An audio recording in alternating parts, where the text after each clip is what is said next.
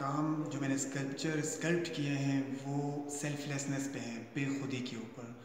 तो जैसे कि आप देख रहे हैं जितना भी मेरा काम है वो बेसिकली मैंने बस स्टॉप्स, रेलवे स्टेशंस, बाज़ार वगैरह में जितने भी मेरे सराउंडिंग में ऐसे कैरेक्टर्स थे जो मुझे अट्रैक्ट कर रहे थे और मुझे अपील कर रहे थे कि मैं उन्हें स्कल्प्ट करूँ, तो बेसिकली मैंने उन पे काम किया।